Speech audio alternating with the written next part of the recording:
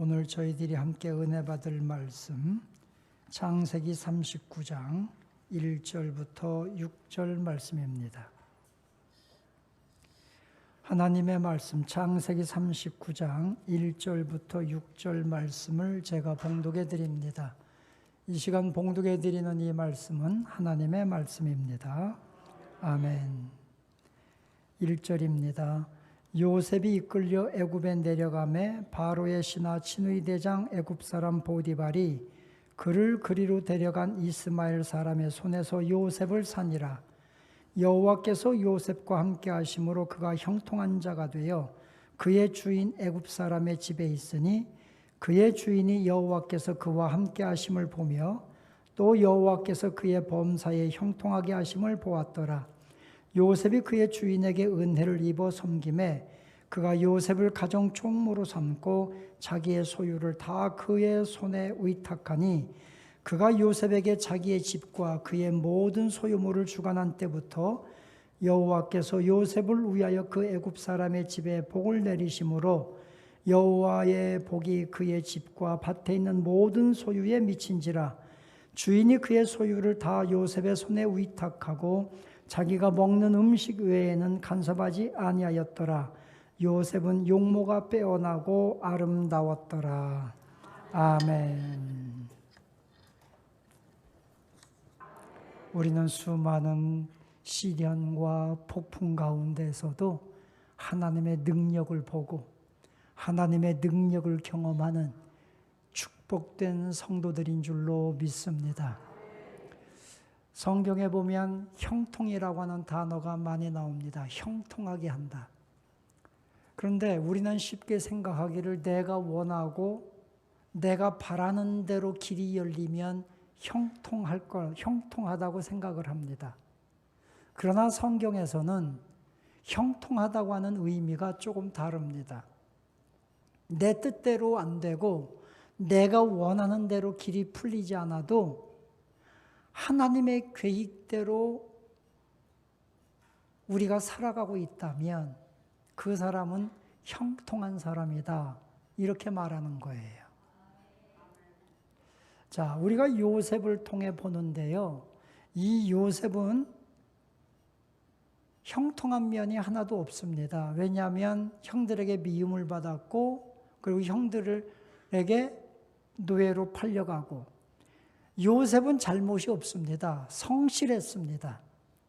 아버지가 말씀하면 네 하고 순종하는 사람이었습니다. 아버지의 말씀에 순종해서 형들을 위해서 세겜 땅까지 갔다가 그들을 만나지 못하니까 30km를 더 걸어가서 도단까지 가서 형들을 만납니다. 요셉은 아주 성실한 사람이었습니다. 지난주에 우리가 말씀을 나눈 것처럼 아버지가 일을 시킨 것보다도 더 많은 일을 하는 성실한 사람이었는데 그런데 그가 노예로 팔려갑니다. 노예로 팔려간 그를 하나님은 오늘 형통했다. 요셉을 범사에 형통하게 하셨다. 이렇게 말씀하고 축복하고 계십니다. 그래서 저는 오늘 여기 성경 말씀 통해 보면서 여러분의 모든 삶이 분명히 형통합니다. 여러분의 앞길이 막히고 여러분이 고난당하고 여러분이 배신당하고 위기를 만났다 할지라도 여러분이 오늘 예배자로 하나님 앞에 믿음 있는 사람으로 살아간다면 여러분은 형통한 사람입니다. 오늘 형통한 은혜 받기를 주님의 이름으로 축원합니다.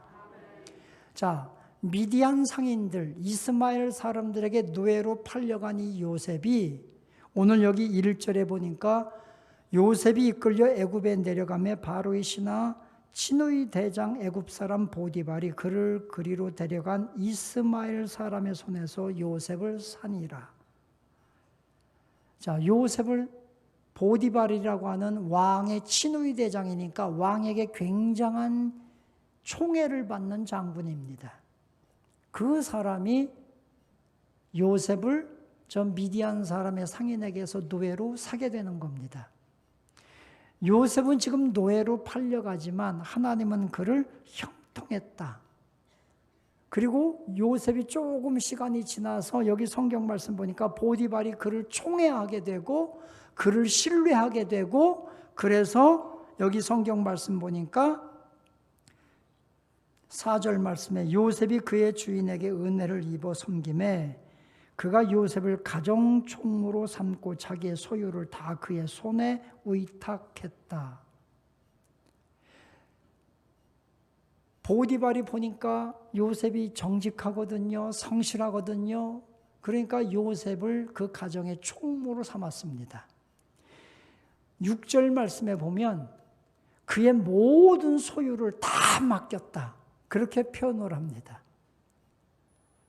비록 노예로 팔려갔지만 보디발의 집으로 간 것도 형통한 것이고, 거기에서 보디발의 은혜를 받아서 가정 총무가 된 것도 형통한 거예요 지금. 자, 노예로 팔려가고 요셉이 꿈꾸던 거하고는 전혀 정반대 방향으로 가는 것 같지만 요셉은 지금 하나님 안에서 형통합니다. 성공한 인생을 살아갑니다. 보디발의 집에서 성공한 인생을 살아가는 그때 우리가 여기에서 깨닫는 것이 있습니다. 깨닫는 것이 뭐냐면, 첫째, 성공은 시기와 질투의 대상이 된다는 것입니다. 자, 요셉은 늦게 보디발의 집으로 들어갔습니다. 그런데 얼마 되지 않아서 이 요셉은 보디발에게 신임을 받습니다. 가정 총무가 됩니다. 그러니까 보디발의 집안에 얼마나 많은 종들이 있었겠습니까? 보디발의 집에 많은 식솔들이 있었단 말이죠. 요셉은 성공해서 막 나가다 보니까 요셉 주변에 있는 보디발 집안에 있는 많은 식솔들이 요셉을 시기하기 시작합니다. 엄청 시기하는 거예요. 자, 아름다운 열매는 반드시 공격을 받는 거예요. 성공하는 사람은 반드시 시기와 질투의 대상이 되는 거예요. 우리들이 그러잖아요. 이 열매가 맺혀도 가장 당도가 높고 좋은 거는요, 새들이 먼저 와서 쪼아먹고 벌레들이 와서 먼저 먹는 것처럼 요셉이 아름다운 열매를 맺어갈 때 분명한 마귀의 시험이 있는 것이고 사람들의 질투의 대상이 되는 거예요. 그래서 저는 오늘 여러분, 우리가 성공해서 막 나갈 때 그때 겸손하라, 그때 낮아져라, 이걸 주님이 지금 요셉에게 훈련시키고 있는 거예요. 요셉이 가장 잘 나갑니다. 이제는 좀 살만합니다. 인정받고 있습니다. 그런데 질투의 대상이 되고 유혹의 대상이 되고 그러면서 저 지하 감옥으로 갇히게 됩니다. 여기 성경 통해 보면서 성공할수록 하나님은 낮은 자리로 우리를 이끌어 가십니다. 낮은 자리로. 낮아짐을 배우고 겸손을 배워야 진짜 성공하는 겁니다. 요셉이 지금 보디발의 집에서 가정 총무된 거, 그것 가지고는 요셉의 믿음과 요셉의 비전과 하나님의 계획에는요, 진정한 성공이 아니라는 거예요. 그래서 그를 더 형통한 길로 이끌어 가시는데, 요셉의 형통한 길이 뭐냐? 억울한 누명을 쓰고 저 지하 감옥으로 낭떠러지로 떨어지는 거였습니다. 하나님은 요셉을 겸손을, 낮아지는 것을 훈련시키고 계십니다. 조기 성공, 이런 말들 많이 하잖아요. 20대에 주식 부자가 되고, 코인 부자가 되고. 그러나 여러분, 조기 성공을 아무리 한다 할지라도 광야를, 낮아짐을 경험하지 못한 사람은요, 오래가지 못합니다. 성경에 보면 조기 성공한 사람이 있습니다. 그 대표적인 사람이 모세입니다. 모세는 히브리 사람, 그 당시 애굽 땅에서 노예로 지내는 히브리 사람으로 태어났습니다. 그가 더 이상 살 수 없기 때문에 그의 엄마가 갈대 상자에 모세를 담아서 나일강에 버렸는데 마침 나일강에서 목욕하던 공주가, 애굽의 공주가 그 아이를 발견하고 왕궁으로 데려가서 왕궁에서 살게 됩니다. 모세는 애굽의 왕궁에서 모든 문물을 다 배웁니다. 정치를 배웁니다. 언어를 배웁니다. 왕으로서의 지켜야 될 리더십을 배웁니다. 모든 걸 다 배웁니다. 조기 성공한 사람입니다. 그런데 하나님은 일찍 성공하고 머리가 그렇게 좋은 모세였지만 그를 사용할 수가 없습니다. 그래서 저 광야로, 미디안 광야로 보내시는 거예요. 거기서 40년 낮아짐과 또 겸손해짐이 훈련된 다음에야 하나님에게 쓰임받습니다. 이때 모세가 진짜 성공하는 거예요. 애굽 왕궁에서 살 때가 모세가 성공한 게 아닙니다. 광야를 경험하고 하나님의 손에 붙들려 하나님이 그를 쓰실 때가 진정으로 성공하는 인생이었습니다. 요셉도 마찬가지입니다. 그러므로 우리 사랑하는 성도 여러분이요, 우리가 성공할 때에, 우리가 뭔가 잘 될 때에 낮아지십시오. 겸손을 배우십시오. 그래야 하나님이 그를 더 높이 들어서 위대하게 쓰시는 줄로 믿습니다. 여러분이 잘 나가다가 지금 광야를 만났습니까? 여러분이 뭔가 잘 되는 것 같다가 지금 깊은 억울한 누명을 쓰고 위기를 만나고 수렁에 빠졌습니까? 낙심하지 마십시오. 여러분이 거기 그 자리에서 낮아짐과 겸손을 배운다면 하나님은 여러분을 더 위대하게 축복하실 줄로 믿습니다. 막 시기와 질투에 막 화살이 날아올 때 엎드려야 돼. 전쟁터에서 막 총알이 날아올 때 여러분 엎드려야 돼. 엎드려야 총알 안 맞아요. 마귀의 수많은 시험과 유혹이 찾아올 때 우리는 낮아져야 돼요. 낮아지면 하나님이 높여주십니다. 우리 생명수님께 성도 여러분이 우리 모두가 다 그렇게 쓰임받을 수 있기를 주님의 이름으로 축원합니다. 두 번째는 우리가 배우는 것이 뭐냐면 장점, 우리 사람에겐 장점이 있습니다. 장점이 있다고 해서 그 장점 때문에 교만하지 말고 내게 수없이 부끄러운 단점이 있다고 해서 단점 때문에 낙심하지 말라는 것입니다. 사람들은요, 장점이 있으면 막 그걸 자랑합니다. 막 자랑해요. 장점을 자랑하는 건 좋아요. 그러나 그 장점 때문에 그가 교만해진다면 그는 쓰임받을 수가 없습니다. 단점 때문에 여러분 자꾸 의기소침해하지 마십시오. 단점 때문에 여러분 자꾸 낙심하지 마십시오. 하나님은 그 단점 때문에 여러분을 더 사랑하시고 여러분의 그 약점 때문에 하나님은 여러분에게 더 능력을 주시고 여러분이 수치스럽고 나는 정말 부끄러워 생각하는 그것 때문에 하나님은 여러분을 더 영광스럽게 높여주실 줄로 믿습니다. 사도 바울은 고린도후서 11장 30절 말씀에 보면 부득불 내가 자랑할진대 나의 약한 것을 자랑하노라. 고린도후서 12장 9절 이하에 가보면 6절부터 쭉 가보면 내가 약할 그때에 하나님의 온전한 능력이 내게 함께하니라. 온전한 능력이 내게 함께함으로 내가 자랑할 것은 나의 약한 것을 자랑한다. 왜냐? 내가 약한 데서 온전해지기 때문이다. 그렇게 고백하고 있습니다.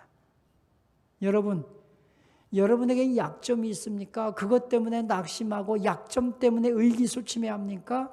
아닙니다. 그 약점 때문에 하나님이 여러분을 사랑하고 계심을 믿으시기 바랍니다. 장점이 있어서 교만합니까? 그 장점 때문에 여러분이 고난당할 것입니다. 겸손하십시오. 겸손하면 하나님이 은혜를 주십니다.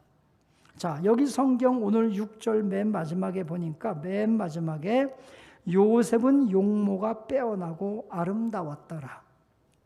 요셉은 인격적으로도 훌륭한 사람이었습니다. 매사에 성실한 사람이었습니다. 정직했습니다. 그것뿐만이 아니라 여기 보니까 용모가 빼어나고 아름다웠다. 외모도 굉장히 잘생겼습니다. 잘생긴 것은 장점이에요. 분명히 장점입니다. 그런데 이 장점 때문에 유혹이 찾아옵니다. 이 장점 때문에 억울한 누명을 씁니다. 이 장점 때문에 그가 사형당할 위기에 저 깊은 지하 감옥에 갇히게 됩니다. 제가 아는 분이 계셔요.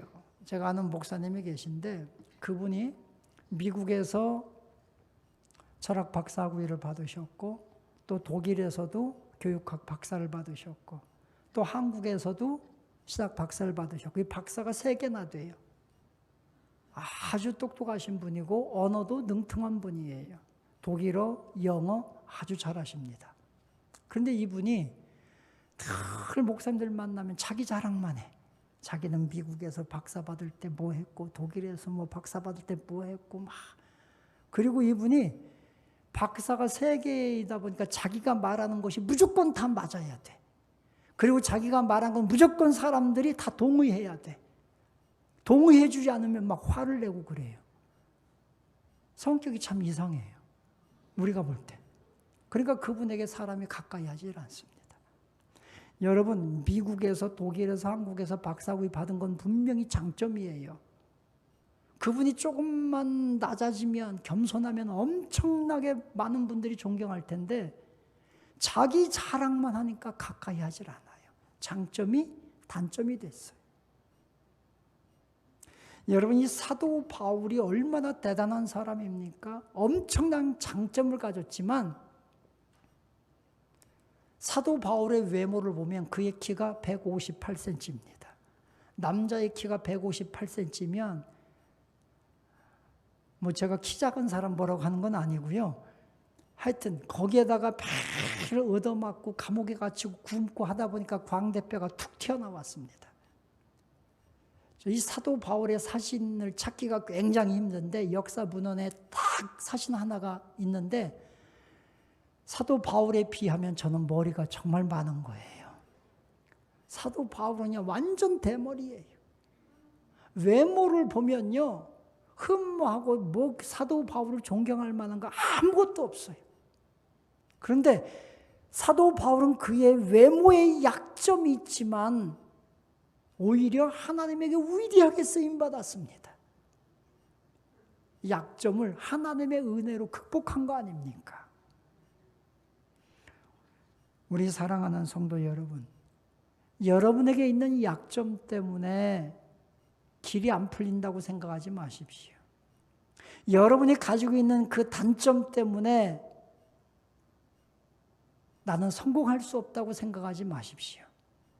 여러분에게 약점이 있기 때문에 하나님이 여러분을 더 붙들어 주시는 거예요. 나의 연약함이 있기 때문에 내가 예수님을 찾게 되었고 하나님을 만나게 된 거 아닙니까? 약점이 강점이 되게 하시는 하나님의 은혜가 있습니다. 오늘 그 믿음으로 여러분의 모든 약점을 듣고 일어서는 성도 여러분이 되시기를 축원합니다. 우리 자신에게는 모두 다 약점이 있습니다. 여러분 가정에도 약점이 있고 숨기고 싶은 수치가 있을 것입니다. 사람들에게 말하고 싶지 않은 아픔이 있을 것입니다. 그러나 그것 때문에 낙심하지 마십시오. 하나님의 은혜가 임하면 그 약점 때문에 여러분이 축복의 사람이 되는 겁니다. 할렐루야. 장점이 많이 있다고 해서 여러분 무조건 좋은 거 아니에요. 제가 만나는 수많은 사람들 중에요, 돈 많은 사람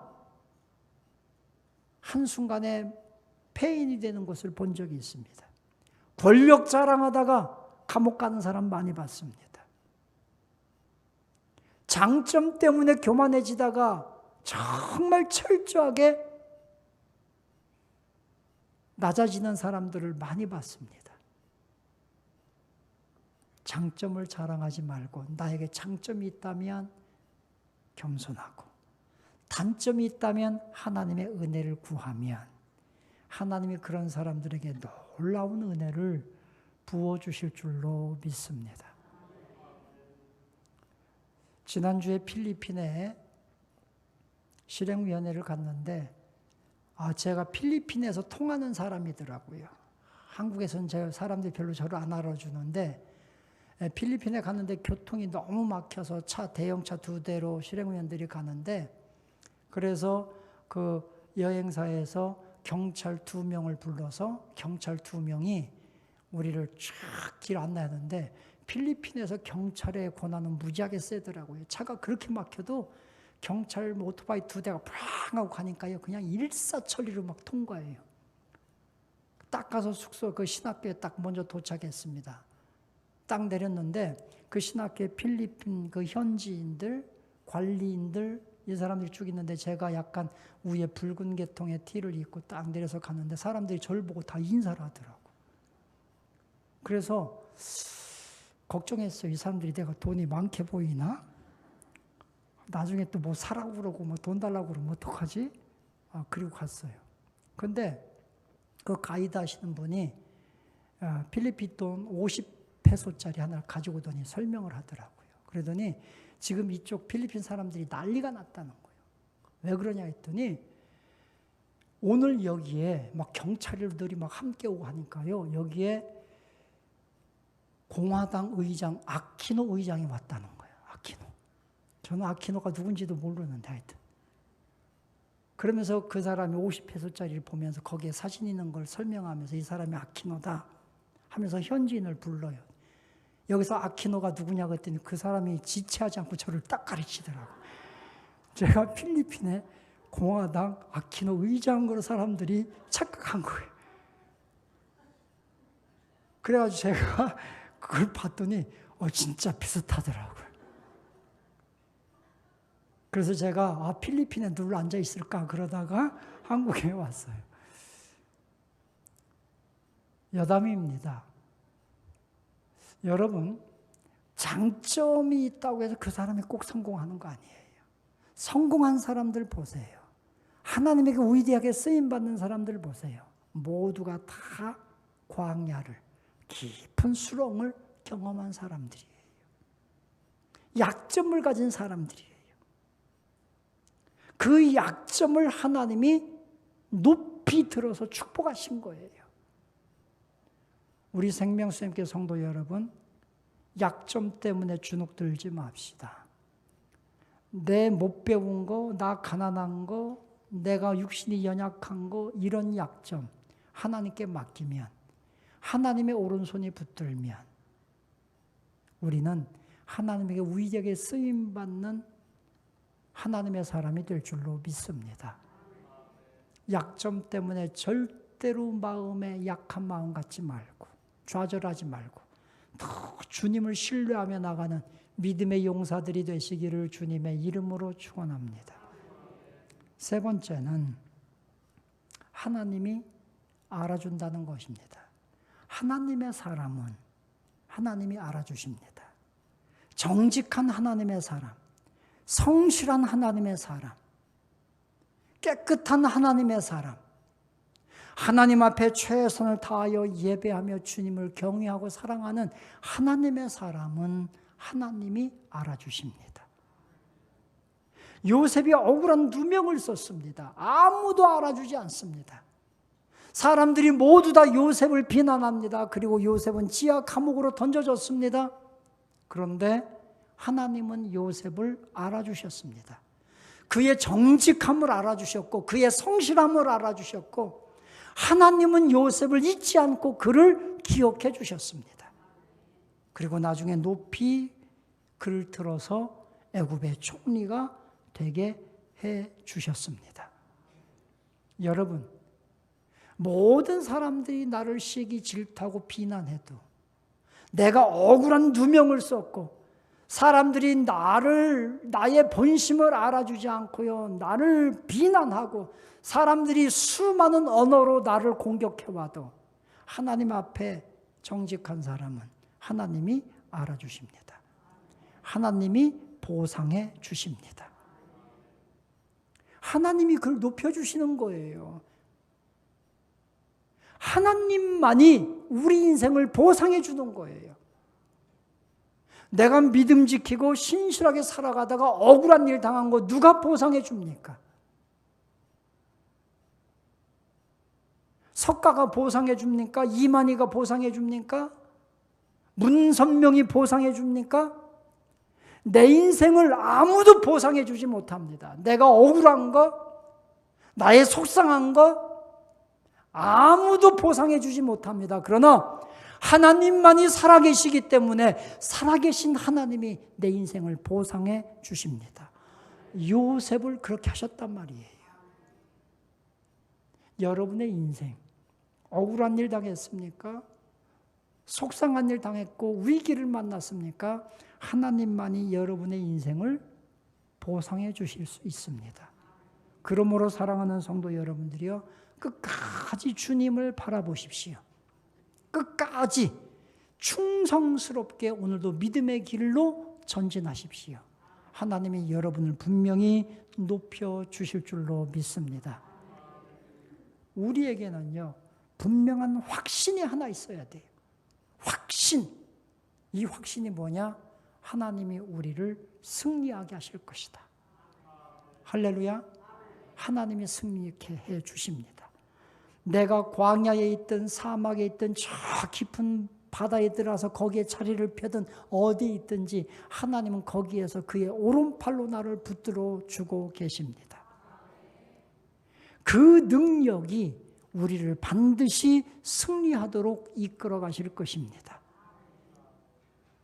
오늘 그 은혜를 붙들고 주님, 나를 알아주시는 분, 내가 어떻게 억울한지, 내가 어떻게 고난당하고 있는지, 내가 어떤 삶을 살아가는지 나를 알아주시는 주님, 그 주님이 최후 승리 주심을 믿으며 오늘도 끝까지 믿음의 길을, 의인의 길을 걸어가는 성도 여러분이 다 되시기를 주님의 이름으로 축원합니다. 할렐루야.